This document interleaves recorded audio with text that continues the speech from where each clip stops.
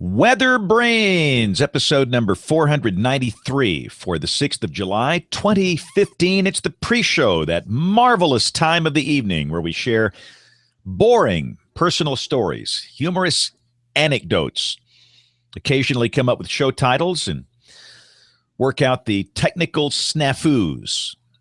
And so here we are. Bill Murray's with me. And Bill, glad to be. Look, here's my deluxe dining for the evening. You know, that's one of my favorite sides right there, James. Is it Rice, as good as it is when you cook it at home? Rice-A-Roni, the San Francisco treat. Ding, ding. This is the Knob Hill. Yeah, this is the microwave version. And it's not bad. And, you know, I'm the king of microwave meals back here. I mean, I've got a smorgasbord down here. You got any ramen noodles back there anywhere, James? You know, I probably do. How about some Publix macaroni and cheese? Now, this is good stuff right here. I mean, this doesn't... That's one step above one of those things JB used to eat. What was that thing called? A flat dinner? I think that's what this thing is right here. We have Dinty Moore beef stew. And it's only... Oh, and it's ready in 90 seconds. I thought that was how many calories it had or something. Yeah, it's got 45. It's 90 grams of sodium, probably. It only weighs 20 grams, and it's got 90 grams of sodium in it. Yeah, I could show these things off all day. So, any cheese curls back there, James? Or? You know, I think there's some in here, but the problem is they were open like 5 years ago, and they probably have turned green. Probably left by John Olshoe. Oh, goodness. I mean, you know, if I were to dig down through here, it might be scary what I come up with. So, but this is the standard for me. This microwave junk most nights when I stay up here. So, I had heirloom tomatoes and hamburgers on the grill and corn on the cob. Silver queen. Really? Or silver queen corn, or silver coin corn, or silver queen corn. Silver queen corn. That sounds like a 4th of July cookout. It was good. Wow. I learned how to cook hamburgers on the grill using a cast iron skillet, which is kind of cool. You actually put the cast iron skillet on the grill, and it's outstanding. Wow. Doesn't smoke up the house and all that. You know, we cooked out Saturday on a charcoal grill. I have not used a charcoal grill. Yeah, I heard you were putting one together. I've not done a charcoal grill in probably, I don't know, 20 years. You inspired me. I think I'll do that too, James. It's really good. I mean, it brings back warm fuzzies of being a newlywed and a young man. And but, you know, everybody has these big green eggs. That's the hip thing to have now. How much do those things cost? Too much. I don't know. Well, we went looking for an ice cream freezer on 4th of July, and nobody has an old-fashioned ice cream freezer. My grandmom used to make homemade ice cream in those things. Those were great. I remember she put the ice and then like this salt type stuff in there. Right.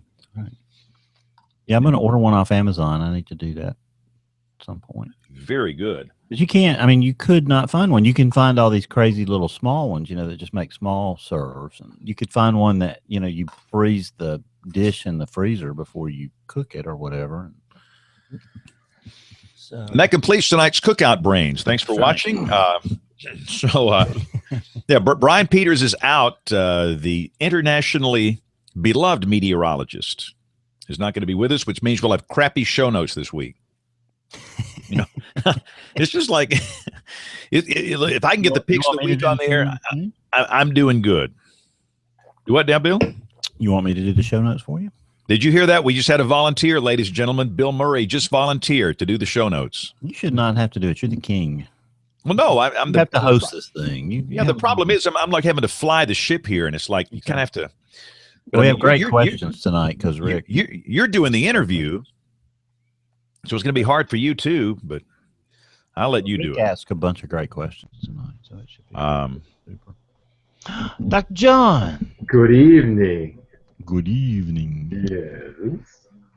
Yes. So later this month, I am being honored as I'm in the top 50 over 50, which is basically for old farts. But guess who else is being honored at that event, John?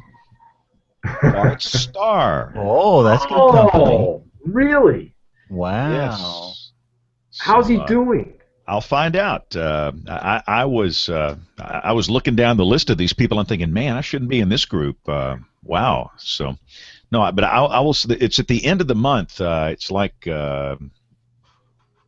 last week of July. So I will tell him that you said hello. Oh, please do that. Wow.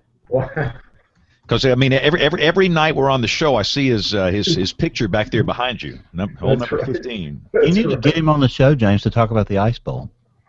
You know, if his health is good, I will ask him to do that. Oh, would that be? That would just be amazing? awesome. And you know, he lives really not too far from the TV station. He could probably just drive over over. and hang out with you. He could drive over. Maybe his wife could take him over here one night. They live. Well, I better not say where he lives, but it's close to where we are here. So that would be like awesome. What year was it? 66? Earlier than that. Wow. 64. Ray Nitschke's number, 66. Yeah, old Ray. Old Ray. So yeah, so Brian is out and Aubrey is out. She is on vacation. I think she is at a Detroit Tigers baseball game tonight. Is that the deal? Oh wow! No kidding. Probably the Yankees, I bet. Yeah, the ice bowl is 67, James. 67. Okay. That's correct. She's at the Cleveland Indians game tonight. The Indians game. Yeah, that's right. Cleveland. That's it. She'd probably be offended if I said Detroit. Playing the first place Houston Astros. Can you believe that? First place. No, I can't. What are they doing in the American League anyway? Exactly. I can't get used to it. I can't either.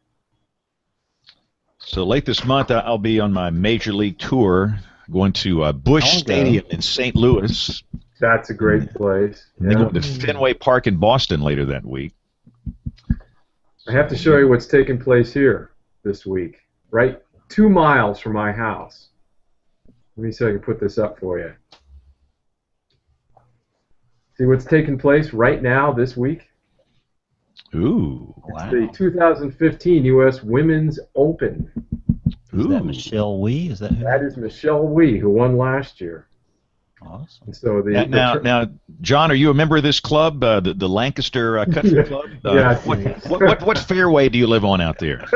Yeah, dream on, man. But I can show you this. Here, get my picture. Ticket. There you go.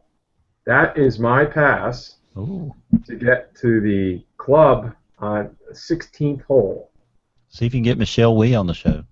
Wait, yeah, right. This is going to be something to see. This tournament, apparently, they were saying this course is now world class, and it's 2 miles from my house. Amazing, amazing. That's awesome. Of course, they closed the road, so we have to completely negotiate this. So, James, are you serious about me doing the webpage, or are you handling it? No, I'm serious. Okay. Do you know how to get in there? Mm-hmm. I think. If my password's still good. I don't have a password. I use the group password. I mean, whatever. Yeah, exactly. Yeah, so it's probably the same one you have. Cookies in my computer, yeah. All right. So, no, thank you for doing that. That'd be awesome, because... well, they're great questions that Rick seeded, so Rick needs to just kind of take the lead on the interview, and I'll do the webpage. There you go. I'll be the button presser and the recorder. Rick is the interview guy. Bill is the web guy. John is the smart guy.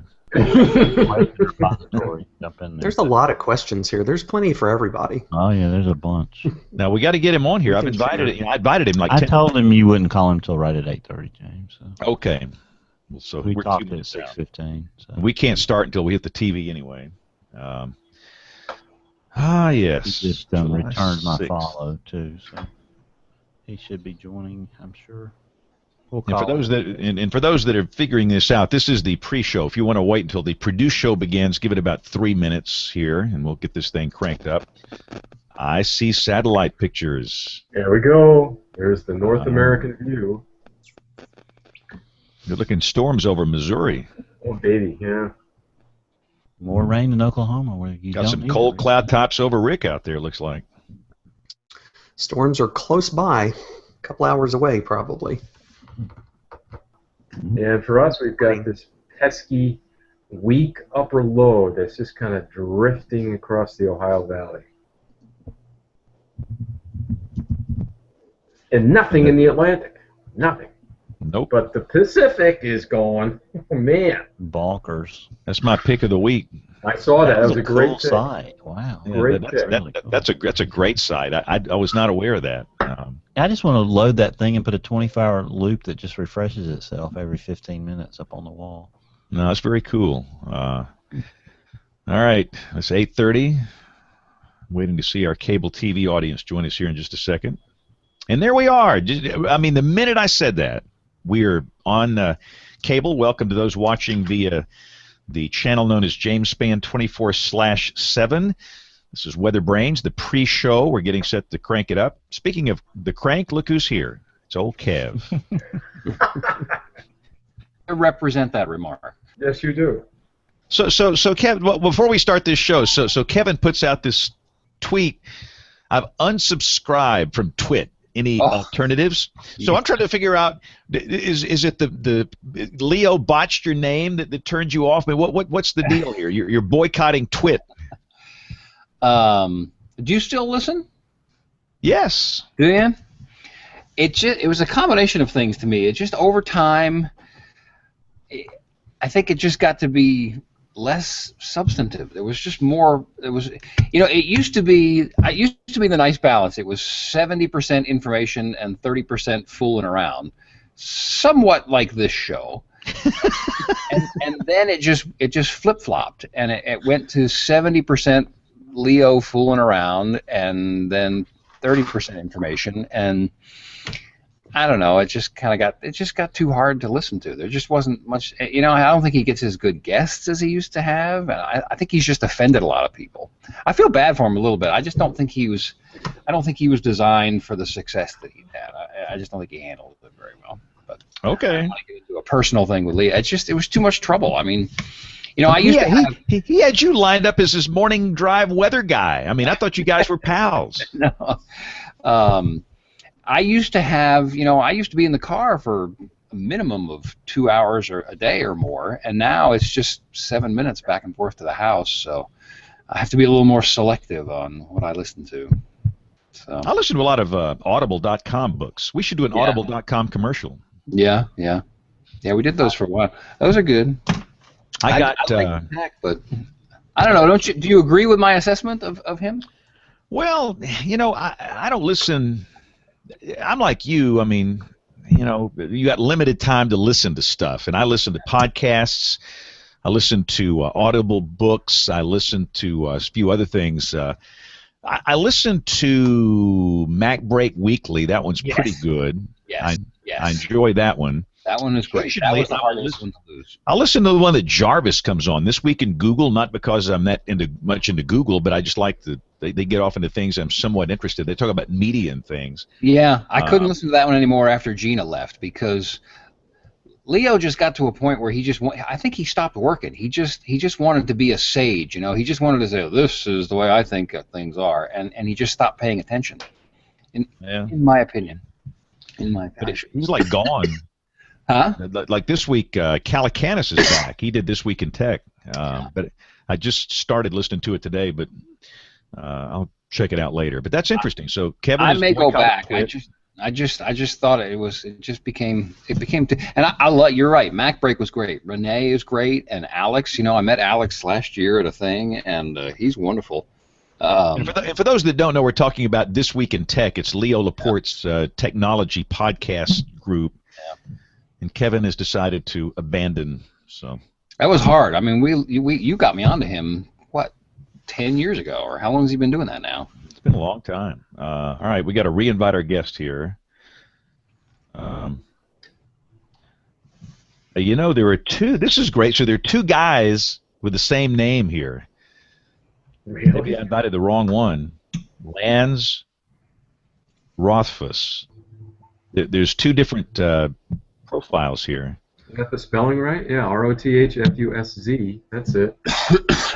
I'll invite them both. How about that? I just invited both of them. So, While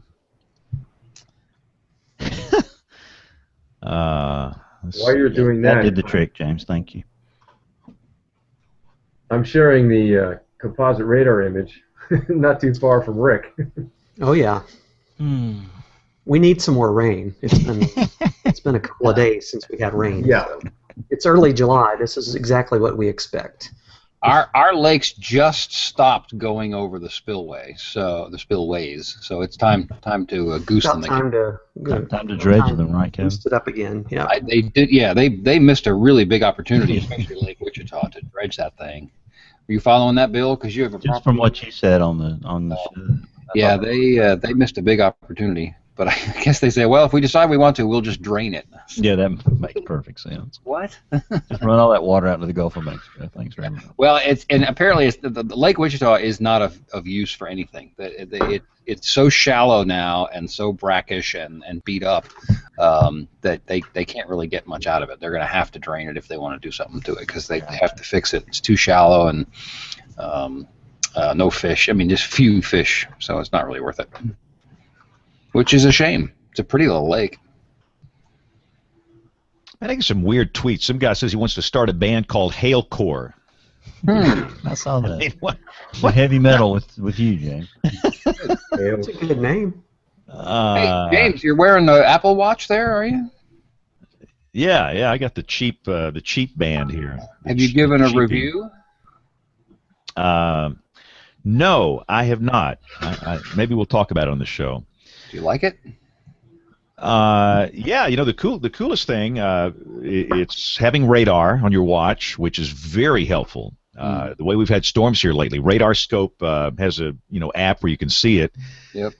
And all right, so our guest is now chatting over here. He says Google is not letting me connect. Exactly. But I see it now. I can see his picture, so I know I've got the right guy. I'll try it one more time.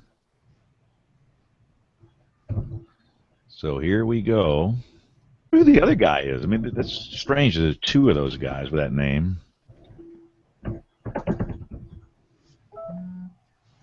R-O-T-H. Is he holding a guitar in that shot? It's like a little. Yeah, it looks. That can't be him though, is it? I didn't Yeah, I think He's a musician. Yes, it is. Him on, that is the one I connected with him on. When are we going to get this female Mexican meteorologist that's burning up the internet on this show, Bill? Next What? You know this woman? What? What's her name? Yannette or something? She is burning up the internet, baby. In what way? Yeah. Have you not just what's her last name? Let me look. It's search for Yannette, like Janet. Why do I get the idea this show is really about to go down the tubes right here? No. Yannette, I think it's Garcia. We'll do a screen share. No. I'm afraid Please Rick rolled or something. Yeah, that's her, Yannette. Yeah. She's burning up the internet. She is the. So what do you mean burning up the internet? I mean, she's like the #1 weather person in the internet. She's in Mexico. Is she attractive? Is it her looks, or what's the story here? She has numerous assets. And there's your show title right there. You really need a guest to show up Bill, quickly. that is your show title right there. Numerous assets. Marked down. Except we haven't started the show yet. No, our guest is not on here. Bill, you say you did a test with him earlier? Yeah, he was perfect. I mean, on the first try. Wow. It's usually about. I was going to do the webpage tonight. When are we getting her on the show, Bill? That was my question. I know. Are you reading some of these? Here, He keeps saying it says I'm on the call, but I'm not. I think he's confusing video with. He needs to. I'm gonna call him, James. I'll get him. He needs to access the video chat instead of the text chat. I think that's the confusion factor here. She's in the on the chat there, James. I see Rick's pick of the week, and I see a note from Bill Murray, but I don't see. It's in the other. In the other one. Not Okay. on the. Yeah, I'm sorry. The Google chat? Yeah. Yeah, the Google chat. Oh, yeah. All right. Oh, my goodness. Well, John, just go ahead and John, go ahead and do a screen share. Come on now. Now that the world has to see this. We haven't seen the audio show yet, so just It'll be the first time in cable television. It'll be the first time in Kevin's 4 picking years that the video's worth anything on this show. Exactly.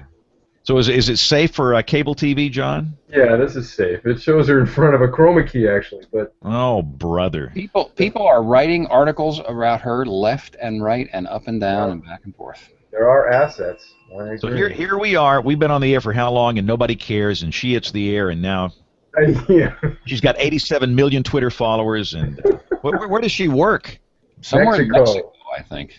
Yeah. All right. We'll get Bill on that. Bill can get her on the show here. That'll be interesting. If you just joined us again, this is the pre-show. We apologize. We're starting a little late here. As we always say, this is where we get our technical boo-boos corrected, and we're making an effort to do that now. And it's funny, the smartest guys on this show have the hardest times getting on here. I don't know. Doesn't make any sense. But Lance is with, where does he work, Rick? Which facility out there? He is currently the deputy director of the National Severe Storms Lab. Oh, really? Oh, wow. He's a big shot. Oh yeah. And formerly MIC, right, Rick, at Atlanta? Yeah, he was MIC at Peachtree City and MIC at Tulsa. He hired me as a forecaster in Tulsa. So. Wow. Oh, really? Yep. So he is responsible for you, Rick. He is one of my If you want to blame him, he could be responsible. Whatever you want to say. But I suspect he'll disavow any relationship. Rick, when are they going to put your weather geeks up online, man? I don't know why that takes so long. It takes 4 to 6 weeks. It seems like it's like getting something in the mail. You have to, Yes. I'm not sure. They really have a small staff. I mean, it's James. You could probably attest to this, but they put that together. It's just a handful of people that kind of do it on their free time, time, their own time, and we got a bigger staff than they do on this show. We do. We actually do. I mean, it's like 3 people or 4 people that make all that happen. So, pretty impressive. See, Doswell was taping an episode there this past last week. Oh yeah, Marshall was tweeting out this morning. Watch Weather Geeks, see what Doswell says about span. So, oh brother, this could be brutal. I'm amazed. I was amazed they got him on there once. I'm even more amazed he went back again. Really? I guess it's their anniversary, their 1-year anniversary of the show. So he was their first guest. Oh wow! When I was there, he actually applied for the job that Greg Forbes now holds. What? So yeah. Chuck Doswell applied for the Weather Channel severe weather guy job? Can you He did imagine? when I was there. In fact, I interviewed him. Honestly, I interviewed him. Cool. I had to give him a radar test. it was absurd, but yeah, I mean that's the way it went. Then we went out to lunch. I could see him on there wearing the cowboy hat. I mean, he never came off. Absolutely. That's awesome. Now, I would be watching the Weather Channel if Chuck Doswell was the severe weather expert guy. I mean, I would be glued to that screen because number one, he's going to say something totally outrageous, and it's going to be entertaining, and the guy's brilliant. So I mean, that's a great combration. It was entertaining, believe me. He would make me look like a candy striper or something. That's right. Oh man, that's fantastic. They need to get Doswell his own show called Grumpy Agitated Weather Geeks, and then I'll co-host with it. I'll be his sidekick on that.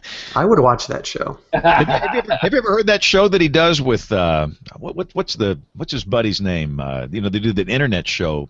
Yeah. Oh. High Instability is the name of the show. R.J. Evans. Yeah, and R.J. Evans. Yeah. Yeah. So Really? Gene Rodin they're was on there, the they're on there weather playing guy. rock. They're on there playing rock and roll music, and Yeah. and it's just bizarre. And then they start talking weather, and that was probably the most bizarre media appearance I think I've ever had. But it was fun. So, but that was the deal. Chuck said he'd do our show if I do his show. So that was classic, and I think it's just live. I don't think they put it out as a podcast. It just goes out and it's done. So, which is If you probably a miss it, good you thing. miss it. Yeah. So what we're going to do, we're going to start the show because we are so late now. We're running it. Once we hit 15 minutes, we're just going to start. We're having a problem getting our guest on here. And so let's just start these recorders, and we will make it happen. We are going to make it happen. So now we're recording that one and recording this one. And here we go in 5, 4, 3, 2, 1. WeatherBrains! Time to talk weather. This is WeatherBrains episode number 493. Ooh, so close to 500. This is for July 6th, 2015, right here in the middle of summertime. Just came across past the Independence Day holiday weekend, and we are glad you're with us this evening. I got a few folks that are out. We have Aubrey Urbanowitz on vacation. She is at a Cleveland Indians game right now. I don't know who they're playing, but The hopefully Houston Astros. the Astros. There you go. And Brian Peters is out, and Nate has been gone for like a month, and he's teaching a class or something. That there's some kind of conflict he's got, but he'll be back sooner than later. But Rick Smith, who is the warning coordination meteorologist at the National Weather Service in Norman, Oklahoma, eating his Wheaties, is here. Eating my Wheaties, yes. I am here, and we'll be hearing thunder perhaps I don't know, maybe by the time the show is over, we'll be hearing thunder here. Got a big line of thunderstorms approaching from the northwest, and may have our rainfall forecast graphic that we have on our webpage today looks like a snowfall forecast graphic. It's got 3 to 5, 4 to 6. It's crazy. More heavy rain on the way. Wow. Which means it's got to be raining close to you, Kevin Selly, in Wichita Falls. We're waiting on the rain. 17.5 minutes flooding event that's upcoming in the next couple of days. No, I don't know. 7 people, I think. Wow. Dr. John Scala is going to be golfing this weekend at the club.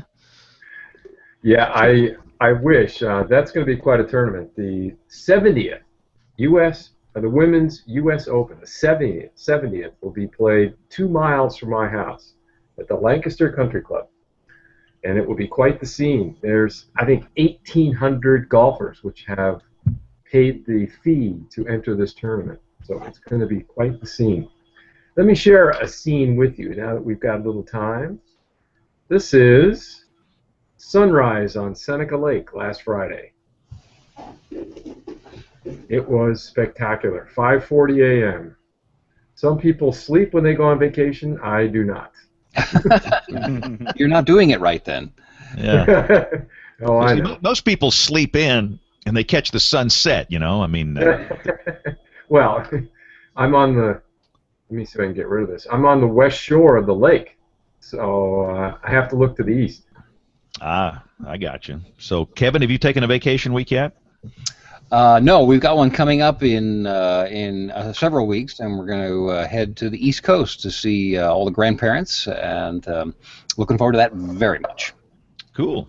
So I went on one trip. I was in Southern California, and then later this month I'll be headed to St. Louis, Missouri, and then to Baston. That'll be a lot of fun. Maybe Baston. the snow's gone by now. Yeah, I'm going to check out that snow pile. I bet you it smells really good. Yeah. If that snow pile is still there at the end of July, that's awesome. It might never go away. Well, I think there'll be a pile there, but it won't be snow. Yeah, pile of something. Yeah. And again, we've got a guest coming in, Bill Murray. We've had some technical issues, but we hope that he will be with us here shortly. Yeah, he's getting a message that says he can't join this call. It's probably for his own protection, but Yeah, I'm about to say it. That might be a good thing for him. But the test went perfectly, and so Oh, anyway, that's too bad. Give us your review of the Apple Watch. Calling now. He's calling now, so that's always a bad sign. I'll be right back. Give us a review of the Apple Watch while you're waiting. Apple Watch. Well, I have the cheap band. I got the cheap blue one. My wife says you should never walk out of the house with that. It's tacky. She says at least you should have gotten the black one or something. But being the obnoxious guy that I am, no, look, it's not a smartphone. It's not a thing where you're going to sit here on the screen and be, doing things like on a smartphone. If you understand what it is and what it does, I think you'll be very happy with it. But don't expect too much out of this thing. For me, the obvious advantage is that I get notifications, and I get a lot. Twitter and email and all this stuff, but it makes different types of, little buzzing sounds, and once you learn them, if it's an email, if it's a tweet, and just by glancing at it, you can see that notification. You're getting all your tweets through that thing? No, the ones that say @span, yes. Right, all the ones that you're tagged on? Yes. Your hand is going to fall off. Well, I turned the haptic thing off so it doesn't buzz, but if I choose to look at them, I can. I use TweetBot. That's the application I use. I've also got Twitter on here, and I can tweet from my phone if I have to. I talk to it a lot. If you have one of these, you use Siri a lot. Like, I'm not going to, well, let me turn it off here. I can say, hey, Siri, call Kevin Selly, and it will call Kevin Selly, and there's a little speakerphone, and you can just kind of, you have to do this, but you have it close by, and you can carry on a phone conversation. Radar scope works beautifully. If you're a weather geek, you can get radar scope. And again, it's not going to be a situation where you can zoom and pan and move around. Right now, it's just a fixed image, but it's in real time, and it's very helpful. The other things, I think a lot of people get it for health, and it's very interesting. And I'll be the first to say I don't pay attention to my health as I should, but I know now how many calories I'm burning, and I know how I'm doing with my how many steps I take and how many hours I stand. I can check my heart rate, and all this data is saved, which is kind of nice. And that has become of an interesting thing to me, and I really need to pay attention to that. Yeah, we're kind of interested in that too because Matthew is type 1 diabetic, and I'm holding up my phone here, but we can check his blood sugar continuously from our phones. Sort of a new thing that he's had a couple months now, but there's going to be a version of that for the Apple Watch, so we're sort of interested in that. Is it worth $350 though? Probably not. I don't. I can't recall exactly. I got this as a gift for my birthday. Oh. And, so I don't exactly know how much it was, but again, I told him to get the cheap band. I don't want one of these fancy bands, and I want to play with it a good bit. But I will say Siri works very well. It works very well, and if I need to tweet, I can do that from my, wrist. I talk to it, and if I need to make a phone call, become your little friend. If I need to send a text message, yes, and all that I can do here. And for a lot of times, I'm at functions. Like for example, today I was touring a large hospital facility, which doesn't make any sense, but it's a long story. But I really couldn't be fooling with a phone, but I could kind of glance down and see what's going on down there, and that is extremely helpful. I've got weather radios, the weather radio stuff coming in here, lightning alerts and all that, which is just fantastic. So it helps me with the notifications a lot, and there have been so many applications where I'll just talk to it real quick to make a quick phone call. And for what if you want it to do that, it's great. If you're looking for something that's like another iPhone or another tablet or something, it's not going to do that. That's not what it's for. So. But I would. Bill's holding up his. I'm sorry, I got to run do my Fox show, but Bill's got something. He's trying to. Are you trying to bring him in via your camera? Yeah, that's about the only way we can do it apparently, because Lance and I have no trouble getting a hangout going, and so Lance, here's the group. Anyway. Wow. But for some reason, James, he says it's because you blackballed him. Did you blackball Lance? No, we've never had this problem before. Let me invite him one more time because he did a reboot here. I'll do one more. A new invite is coming, Lance. Okay. This is kind of like Max Headroom, It's kind of cool. It's exactly what I thought, Bill. I can't hear him at all, so you got to tell me what's going on. Yeah, I'm gonna invite both of these guys. Yeah. All right. I'll mute again and talk to Lance. There's one guy wearing a hat. There's one guy playing a guitar. And it I'm is not the guy sure with the guitar, right, It's Lance? the guitar guy. Yeah. Yes. Yes, that's the right one, James. which the interesting thing is who's the other guy? I mean, Now, is that other not account yours also, Lance? Which ones? There's two of you. There's Guitar Lance and another Lance. so tell him to hang up with you and join us now. Yeah, okay. We're going to do Tell that. him to Right, flush right. that one here.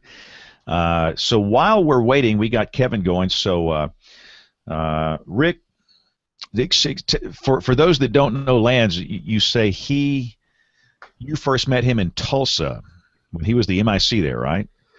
Yeah, he became the MIC at the Tulsa office at about the same time that I was desperately trying to get my first forecaster job, and he actually hired me at the Tulsa office. Didn't get to work there long. I was there a little over a year, about a year and 3 months, I think, and moved on from there. But yeah, Lance is one of the people that got me where I am today. He's one of my mentors and one of the people that gave me a job and helped me move up. So had a good time. Wasn't, like I said, wasn't in Tulsa long, but he's a great guy to work for. That's for sure.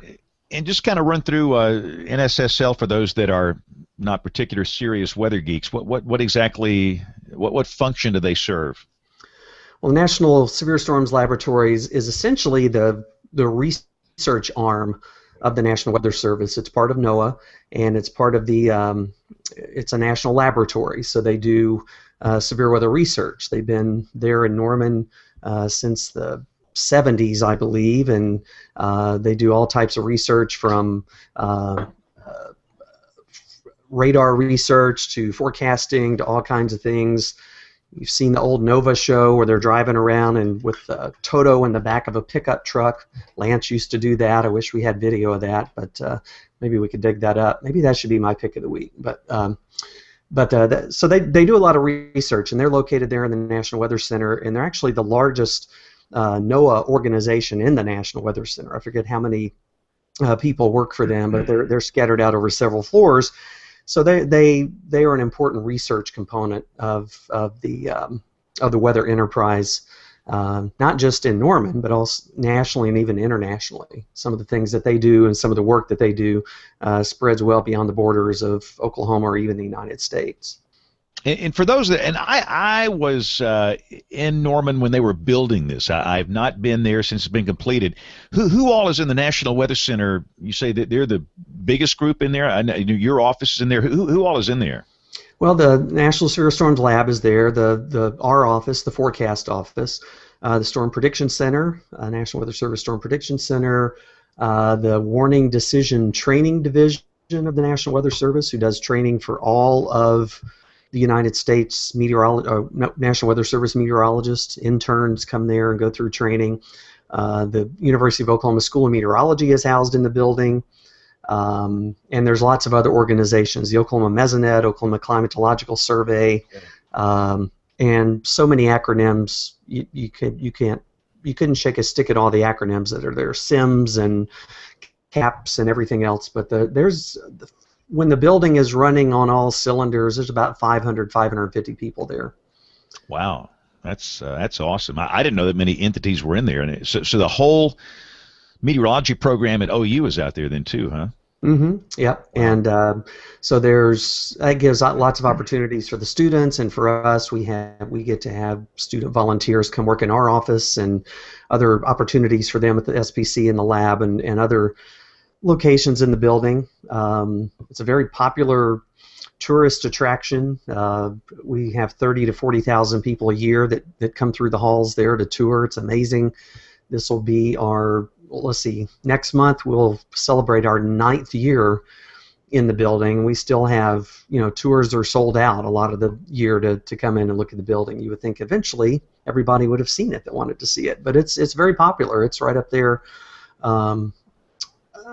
as far as tour groups and things. And James, hopefully, I don't know how much time you'll have, but hopefully in August when you come down, we won't be too far from the building. Maybe you can drop in for a few minutes. I want to get on the waiting list to get a tour thing there. I think you ought to get on StubHub. to sell these tour tickets, so you could just jack up the rates and make some extra money. So give us a plug for the NWA meeting in the fall out there, Rick. You got a big shindig coming. Yeah, I don't have I have to look up the dates, but it's, John, I don't know if you have them handy. It is the 40th. It's the 40th annual meeting. It is the 40th annual meeting. It's going to be in Oklahoma City, and I think it starts on October 18th, I want to say. The Broadcasters Conference is on Sunday, and the Student Conference. I know a lot of work is going into that Student Conference to make it a big deal. So it's coming up, and that's going to be a week-long meeting, and hopefully we'll see a lot of people there. I think I haven't seen the full agenda yet, but I know they were inundated with really high-quality abstracts, and so there's a lot of really good presentations. And I'm on the social media committee, so we're planning some cool things for that and talking about using Periscope and Meerkat and Snapchat and all kinds of stuff I've never even touched. So it's going to be a good time, and registration is open now. If you're anywhere within a reasonable distance of Oklahoma City and have ever thought about coming to one of these meetings, the NWA meeting is one you should definitely consider. It's very operationally oriented, very practical information. It's not a lot of you can actually understand and grasp and take back stuff from a lot of the presentations and meet a lot of cool people there too. What is the venue for the meeting there? It is going to be at the Cox Convention Center, which is in downtown Oklahoma City, very close to Bricktown, very close to where the Thunder play. There's a baseball park there, so downtown Oklahoma City has really been revitalized, and it's really a cool place to hang out. Lots of restaurants and establishments, and I'm pretty sure there'll be some activities or a tour or something of the National Weather Center at some point. And I'm guessing that's my next question is, do you need to get tickets in advance for these tours down there if you're going to the NWA meeting? I don't know how that works. It's usually they'll load up buses and take people and you sign up. So I'm not exactly sure. I haven't heard the plans or what they're doing for that, but I don't know who all's coming, but I'd imagine we'll be doing a live WeatherBrains episode from there at some point, hopefully. Or part of it. So John, you've been around the block a few times. For people that are listening, what is the difference between going to an NWA meeting as opposed to an AMS meeting? And there's nothing wrong with either one of them. They're both great organizations, but what's the main difference?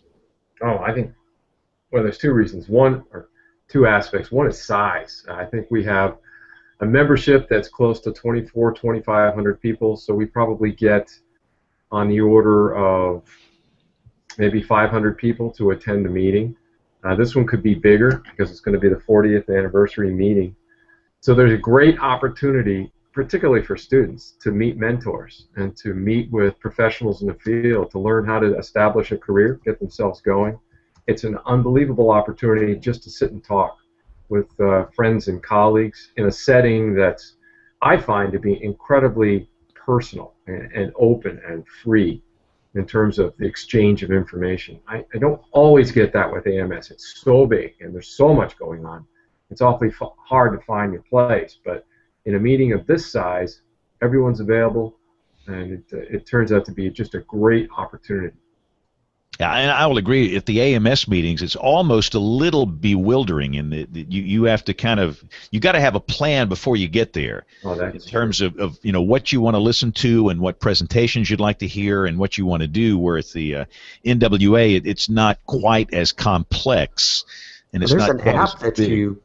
There's an app for the AMS annual meeting that you download on your phone, and you schedule all the talks that you want to see, and it alerts you about conflicts and how long it's going to take you to get from one room to another. It really is like going to I don't know. It really does take planning. But NWA, I think last year was the first year at NWA annual meeting where they broke off and did concurrent sessions, where they split sessions and had two things going on at once. I know they'll be doing that again this year, and I know that can present challenges for wanting to get there are two things going on at one time that you want to see. But if you go to AMS, I think the Phoenix meeting at AMS, I think I counted at one time there were 26 different things going on at one time, and that's like somebody said, overwhelming. That's just like, what do I do? Where do I go? But and the other thing too, I want to point out, people think that these NWA meetings, you just start planning 6 months in advance. This process has been going on for a pretty long time for your group, hasn't it, Rick? Oh yeah, I think the planning for this one was underway while before the first one had even taken place. So I know that they already had the location picked out, and the planning was well underway, and there's a planning committee. There's people to organize the broadcasters conference, the student conference, social media committee has been planning for a long time. So yeah, it's a lot of work. It is. There's two guys, Dr. Patrick Marsh and John Ferree, who are kind of the program committee chair people, and I know they've had a lot of help in looking at abstracts and making the agenda and things like that. But it's a big undertaking to pull all this off. And of course, Janice Bunning has done tremendous work, and securing a location and getting the lodging and getting the I can't even imagine everything that goes into it. It's they do an outstanding job though. And is there anything that can be done to prevent this problem we had with the AMS broadcast meeting, where all of a sudden at the last second the weather service people couldn't come? Probably not. I don't know. I know that there's concern. We had a problem a couple of years ago with the NWA annual meeting. I think it was held in early October, which is the very beginning of the government fiscal year. And I know that was the year I was going to Charleston. That's when it was in Charleston, South Carolina, and none of the weather service people could go because they had this. I think it was the government shutdown at that point. So it's always something. And I know that NWA has actually talked about that and looked at, well, is there any way to get it away from that date? But if you move it from early October, then you're just if you move it to late September, then you're dealing with running out of money at the end of the year. And I think that's just something we're going to have to deal with and hope for the best. Usually it's not an issue. We've had a couple of times recently where it has been though. All right, so I'm going to change the subject while we're still waiting, and we hope we get him on the show here. Bill is working on this. So a lot of people have asked us to comment on the TV program called America's Next Weatherman. Dr. John, did you sign up for that program? Oh yeah, absolutely, James. Right after you. Does anybody know anything about this? It's supposed to be on TBS in August, and I don't know anything about it. Do you guys? Right along with the Cartoon Network. I remember seeing an ad for this, and I thought, it's a joke. It's not real. Well, I guess it is real because it's gone pretty far ahead. Yeah, I remember seeing emails being forwarded around where they were recruiting people or looking, doing casting calls or whatever, trying to get people to audition. But I think it's just going to be incredibly goofy and silly and not really flattering to our profession probably. And I don't know. I think I understood that I guess some of the people that are involved in this, some of the contestants I saw on Facebook or Twitter or something, that I guess there's some of the contestants that are actually meteorology program graduates that are actually in the field or trying to get into the field, and some of them, who knows? There's a picture there. Or somebody's got a picture up there of It's James. up on my feed. Yeah, that's what I saw. Yeah. So it says it features a Maryland meteorologist. So somebody here is actually a weather person. Michelle Rotella is the chief meteorologist for something called HMTV6 in Hagerstown, Maryland. So I don't exactly know what that is, but I don't know. It's interesting. Here's a list of a former wrestler. This is great. Perfect. An Associated Press writer. Oh, now this guy says he has a degree in meteorology. This AP writer guy. Writer for Weather Underground. We have a fitness trainer and a former member of the Air Force with a degree in criminal justice and only 5% body fat. Wow. Well, there John, you go. how's your body fat? I like Jen Barlow there. There's an entry for Jen Barlow. Sneaky, smart, blonde. Yeah. I think this answers your questions about what the show is going to be. Yeah, I mean it looks like a total disaster. So anyway, that'll be on TBS in I think sometime in August. So we'll see. But yeah, I got an email on this thing. They wanted to know if I wanted to be a participant, and I somehow passed. So what we're going to do here, we're going to take a break here. We're going to kind of coordinate internally here. We're going to take a break with a couple of recorded segments. We're going to be back with Picks of the Week. We've got no email this week because Aubrey is off. We will have the Weather Roundup. We'll stir up some more trouble and all kind of stuff here, so hang on as WeatherBrains rolls along. WeatherBrains 101 with Professor Peters. Weather observations usually involve an element about clouds when they are present.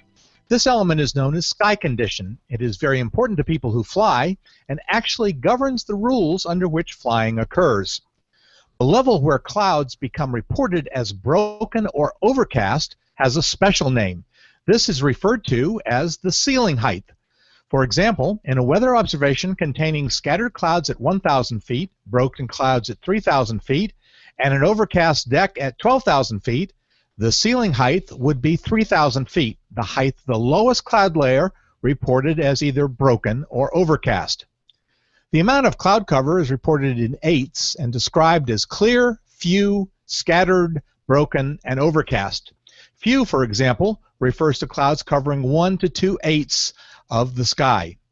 For those of us who are not pilots, sky condition is reported in much broader terms, such as partly cloudy, partly sunny, cloudy, or clear, and each of these terms has definitions which often vary from person to person. The height of the clouds is measured using a ceilometer. This device generally reflects a beam of light off the cloud base and then calculates the distance using either triangulation or travel time. Well, it's about time to get our heads out of the clouds. I know, you saw that one coming. If you have a weather question, you can drop an email to question@weatherbrains.com. Looking beyond the atmosphere, here's Tony Rice with your Astronomy Outlook. The seasonal variations a planet experiences are determined by its obliquity, or axial tilt, eccentricity, or how circular its orbit is around the Sun, and its atmosphere. At 1941 Zulu, or 3:41 p.m. Eastern today, Monday, July 6th, Earth reached aphelion, or the point in its orbit furthest from the Sun, a distance of about 1.02 astronomical units. About 6 months from now, specifically on January 2nd, Earth will be at its closest point to the Sun, or perihelion, a distance of about 0.98 astronomical units. It might seem odd that Earth is at its furthest from the Sun during the summer and closest during the winter, but that's just our northern hemisphere bias at work. It is winter in the southern hemisphere right now. The difference between aphelion and perihelion is over 3 million miles, which may sound like a lot, but it's only about a 3% variation. This makes Earth orbit around the Sun pretty close to circular, especially when compared to other planets. Earth's seasons are the result of that 23.45 obliquity in Earth's axis. This tilts one hemisphere towards the Sun for part of the year, allowing sunlight to travel more directly, producing warmer summer temps. More sunlight is scattered in the atmosphere of the opposite hemisphere, producing cooler temps. These obliquity and eccentricity factors work the same on other planets, too. Mars has a fairly Earth-like axial tilt of 25.19 degrees right now, but has a much more highly eccentric orbit, varying by more than 17% from aphelion to perihelion. This creates some more significant change in seasons throughout the year. Venus has a surface temperature of around 860 Fahrenheit, but it doesn't vary that much from the equator all the way up to the pole. This is for two reasons. It has an axial tilt of just 2.7 degrees, but it also has a very thick acidic atmosphere. That dense atmosphere has produced a greenhouse effect that doesn't let much sunlight in or heat out. Mercury displays this in the extreme. Surface temperatures vary from negative 280 Fahrenheit on the day side to 800 Fahrenheit on the night side. Temperatures are also pretty uniform on Mercury, varying very little from the equator all the way to the poles. This is because Mercury has an axial tilt of pretty much zero and virtually no atmosphere at all. That's your Astronomy Outlook. Follow me at RTP Hokie for more spacey stuff like this. Thank you, Tony. So what we're going to do, because we're having technical issues on the video Google side, Bill Murray has been kind enough to record an interview with our guest, audio only for those listening on the podcast, and we are going to drop in that audio interview right now.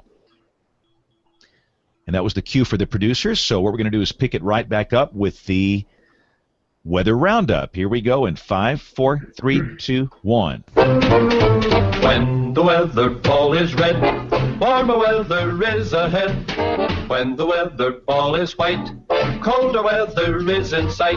When the weather ball is green, no change in the weather is foreseen. When colors blink by night or day, precipitation's on the way.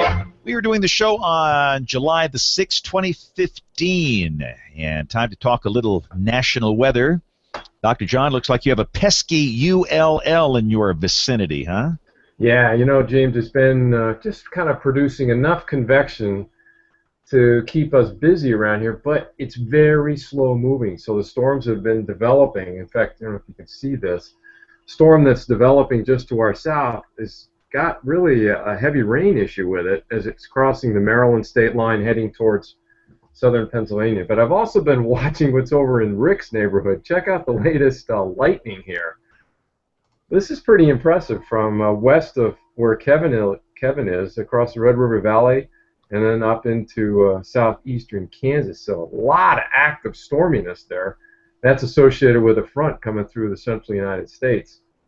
The large-scale pattern, let's go back to see if I can share this image. Can we see that? There we go. Oh, got myself back in there. That's not what we want. Whoops. Let's try this guy. Here we go.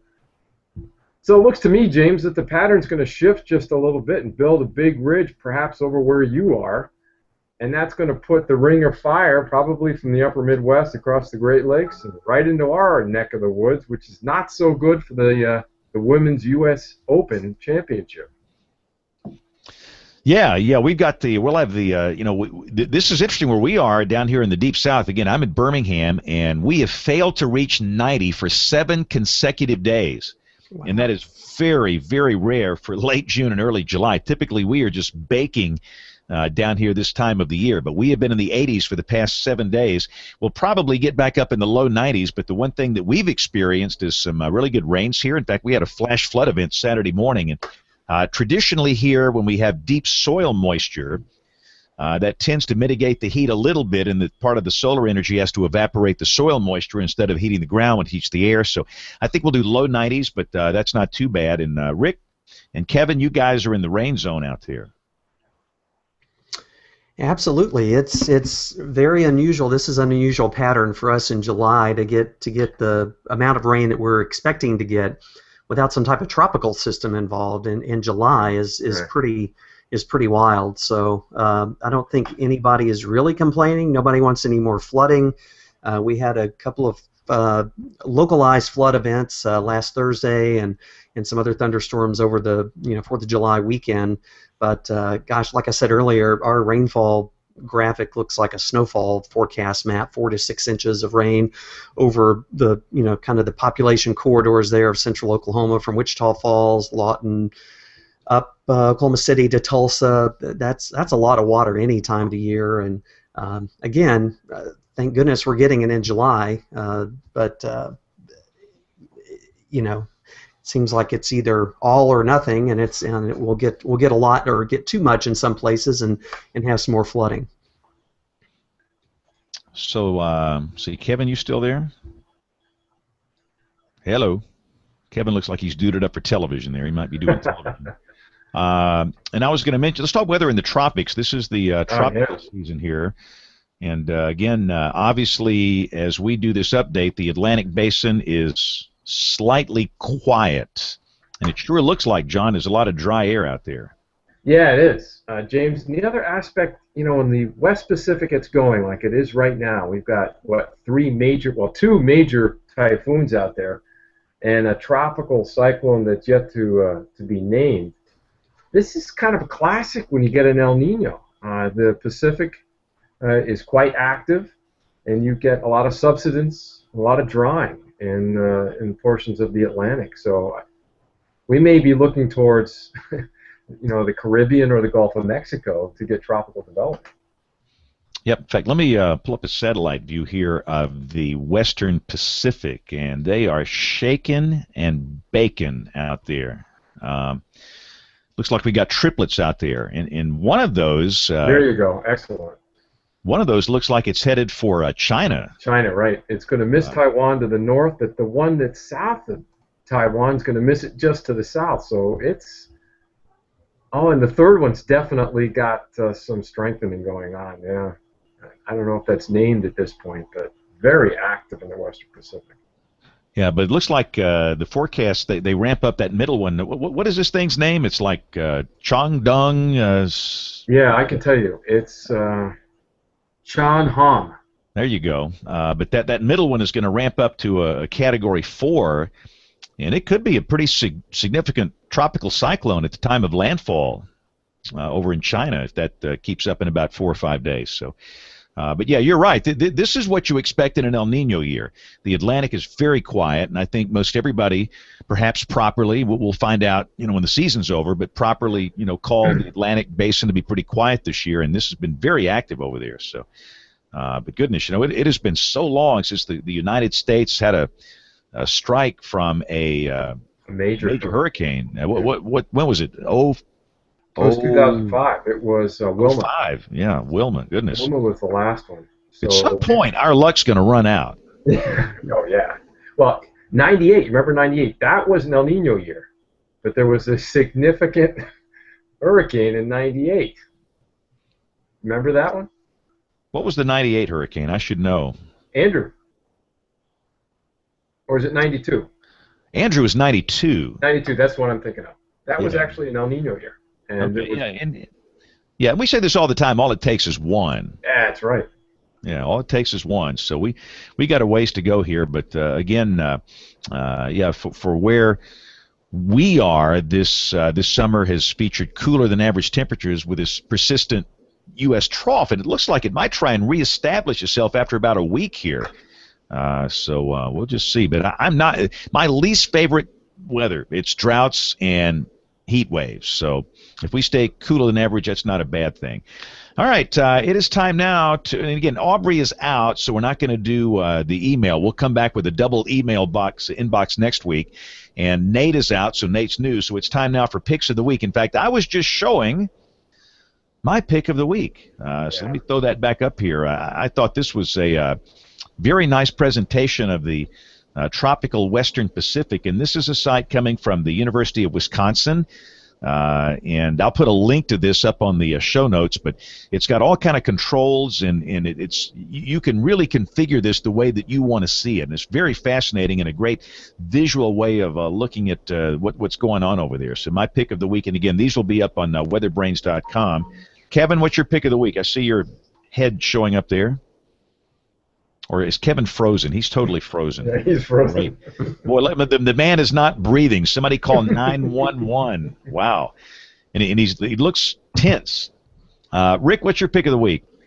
My pick of the week is a new feature or new service or whatever you want to call it for the Storm Prediction Center on their day one outlooks. They're going to be introducing state level maps, and I'm trying to share that. So let me see if I can give you an example here. You can see my screen. There's a state view. So for every state in the United States, there's going to be a state level version of the day one outlook, and eventually maybe later days as well. So here's the Oklahoma example. So you can see the different levels there, and you can we'll put the link up on the show notes, but you'll be able to go and get any state. So again, this is eventually going to show up on the SPC site, and you can go and get this directly from their site. But in the meantime, I'm giving you a sneak peek here so you can kind of get an idea of what that's going to look like. Alabama is quiet. I've not seen numbers displayed like that before. Is this something new? I see 1 is assigned to marginal and then 5 to high. I think they are trying to make this where there are words, colors, and numbers associated with the risk to try to relate to people who perceive or who deal with numbers better than colors or whatever. So I think that's something we're going to see, that they've been working that in there, and yeah, and you can definitely see it on these graphics. So it's something you'll see more of. I wish as a weather enterprise we could coordinate these colors on these graphics between the broadcasters and the weather service and private sector. These colors are just all over the board. Yeah. And it just seems like we need to come to I could care less. I don't care if it's pink polka dots, but I think we need to be in agreement. And we went to these new graphics here recently with this new group that we're with, and I saw some colors on those maps, and I saw a bunch of red, and to me that represented a tornado warning, and that's the color they use for a flash flood warning. And if I'm confused, I know Joe Q Public, watching this stuff is confused. So. Yeah. Goodness, I wish there's a way we could agree on that. All right, Dr. John, what's your pick of the week? Well, James, this pick has to do with a little bit of aviation, but there's a lot of meteorology behind it. This has to do with the solar impulse. Actually, it's Solar Impulse 2, which is an aircraft which flies completely using solar power, and it's trying to make it around the world. And it just completed, I think, on the 3rd. It was Friday. It landed. And I got to check my pronunciation here, but Kalealoa in the Hawaiian Islands on July 3rd after flying non-stop from Japan, 5 days. So this link that we're going to put up on the show notes will give you access to their logbook, their photos and videos. It's an amazing aviation achievement. Cool. And again, I think Bill is going to do the show notes this week on the website. When Brian is out, he typically does these. We'll do our best to get these up on the website, weatherbrains.com. And, Kevin, are you still there? Moving now. That's He's awfully stoic. Man, he looks tense. He needs a pitchfork. I don't think he can hear a word we're saying. This is great. I think he's got some but this whole show's been interesting. But again, thanks to Bill for breaking away and getting our guest on lands by telephone, and it was great to have him on. And sorry we could not all interview him, because I know that Rick and Dr. John and I had some questions for him, but we'll see if we can bring him back, or we can kind of have him here within the hangout. We can all talk to him. But it was great to have him on the show this week, and thanks a lot. And typically this is where Bill promotes coming weeks. We're coming up on show 500. We're coming up on show 500 and the 10th anniversary of WeatherBrains. And if we decided to do something special for this, I don't know if we're going to exactly how we're going to handle this or not. I think it's also the 10th anniversary of Katrina. It's the same week. That's right. And aren't we doing a Katrina show? Yes, we're going to do one separately. We're doing a special Katrina show and an anniversary show. Right. So. Okay, goodness. Cool, I cannot believe it has been 10 years. Yeah. Wow. Wow. Remember, like it was just like yesterday. So that'll all be coming up.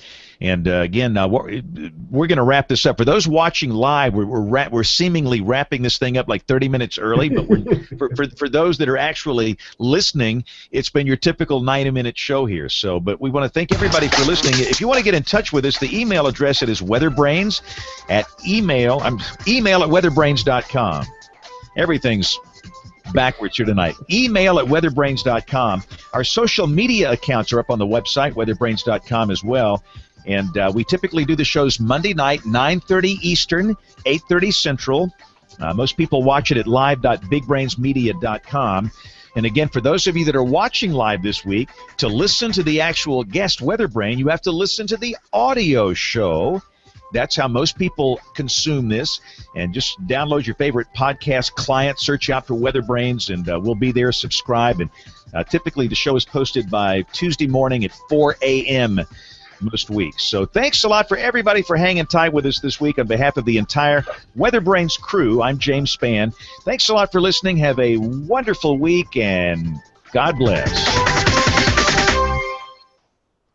We've never ended 30 minutes early. Wow. But it's interesting, though, like you said, it won't right. seem like 30 minutes early when you're listening. So. Right. For the people that are listening, and I'd say about 75% still listen instead of watch. It will flow. It'll flow fine. We'll have the producer drop in the audio interview after we do Tony Rice and then we come back with a weather roundup, and they'll never know. So. Yeah. So I can actually go and prepare a decent 10 o'clock weathercast tonight. This will be a shocker. There you go. The news director will say, "What's wrong with you?" Be prepared. All right, thanks, guys. We'll see y'all next week. Thanks, everybody. Thanks. Okay. Bye.